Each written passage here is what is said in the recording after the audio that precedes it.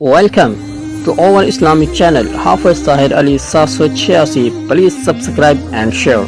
بسم الله الرحمن الرحيم نحمده ونصلي على رسوله الكريم أما بعد أعوذ بالله من الشيطان الرجيم بسم الله الرحمن الرحيم ڈپریشن کی پہچان اور اس کا روحانی علاج۔ قرآن پاک میں اللہ تبارک و تعالی ارشاد فرما رہے ہیں سورۃ الحدید سورت نمبر 57 آیت نمبر 22، جس میں اللہ تبارک و تعالی فرما رہے ہیں ما اصاب من مصیبت فی الارض ولا فی انفسکم الا فی کتاب من قبل ان نبرأها ان ذلک علی اللہ یسیر، کہ کوئی مصیبت ایسی نہیں ہے جو زمین میں یا تمہارے اپنے نفس پر نازل ہوئی ہو اور ہم نے اس کو پیدا کرنے سے پہلے ایک کتاب یعنی تقدیر میں لکھ نہ رکھا ہو۔ ایسا کرنا اللہ تبارک و تعالی کے لیے بہت ہی آسان ہے۔ اب ڈپریشن، مایوسی، غمزدگی، افسردگی ہمارے معاشرے میں پھیلا ہوا ایک نمایاں مرض ہے۔ نفسیاتی اور طبی کلینکوں پر آنے والے نفسیاتی مسائل کے شکار لوگوں کی ایک بہت بڑی تعداد ڈپریشن کا شکار ہوتی ہے۔ اب ڈپریشن کے جو اہم اسباب ہے وہ کیا ہے؟ خوف یا بے چینی انسان کے ساتھ پیدا نہیں ہوتے، لیکن اعصابی امراض انسان کو ورثے میں ضرور ملتے ہیں۔ ماحولیاتی اسباب ان وراثتی امراض میں اضافہ کر دیتے ہیں۔ ڈپریشن کے اسباب خاندان، اسکول، دفتر یا کارخانے میں کام کرنے کی جگہ کے ماحول میں پوشیدہ ہوتے ہیں۔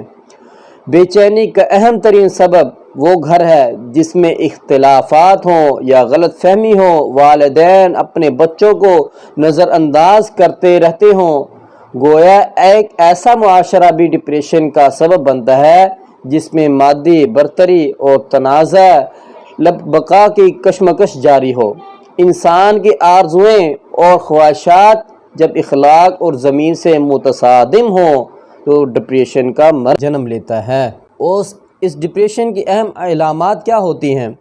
تنگ دلی کا احساس، عدم اطمینان، تلخ سوچ، نیند میں گڑبڑ۔ کبھی یہ نفسیانی اضطراب جسم پر بھی ظاہر ہوتا ہے، مثلا پہلوؤں کا ٹھنڈا ہو جانا، زیادہ پسینہ آنا، دل زور زور سے دھڑکنا، اسی طرح معدے کا سکڑ جانا، جسم کی کمزوری، انتہائی تھوڑا سا کام کرنا اور پھر اس کے اوپر تھکاوٹ ہو جانا، کام کرنے کی صلاحیت میں تعطل۔ کبھی انسان وقتی علاج کے لیے بیداری کے خوابوں میں پناہ لیتا ہے، معاملہ اعصابی بے چینی تک پہنچ جاتا ہے۔ مریض وسوسوں کا شکار ہو جاتا ہے، وہ موت یا بیماری کے بارے میں ہی سوچتا رہتا ہے، اور اسی طرح اونچی جگہوں پر چڑھنے سے ڈرتا ہے، تنگ کمروں سے گھبراتا ہے۔ غیر ارادی وسوسوں سے مبتلا ہونا، جیسے کہ ہاتھوں کو بار بار دھونا۔ ڈپریشن کا مریض کبھی کبھی تیز دوروں کا شکار رہتا ہے جو کئی گھنٹوں یا منٹوں تک جاری رہتا ہے۔ ڈپریشن کے مزمن یا شدید ہونے کی صورت میں مریض کی نفسیاتی اور جسمانی بیماریوں کا شکار ہو جاتا ہے، جیسا کہ مثلا معدے کا السرا، ہائی بلڈ پریشر اور اسی طرح جلدی ایگزیما وغیرہ۔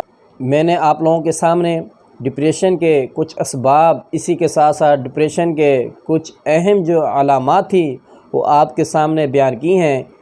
تو اسی پر میں اس ویڈیو کو ختم کرتا ہوں، تو آگے آنے والے ویڈیو میں انشاءاللہ العزیز آپ کو اس ڈپریشن کا جو قرآنی علاج ہے وہ انشاءاللہ آپ تک پہنچاؤں گا، آپ کے سامنے بیان کروں گا، آپ کے سامنے رکھوں گا۔ تو انشاءاللہ العزیز یہاں تک ہمیں اجازت دیں۔ وعلیکم السلام ورحمۃ اللہ وبرکاتہ۔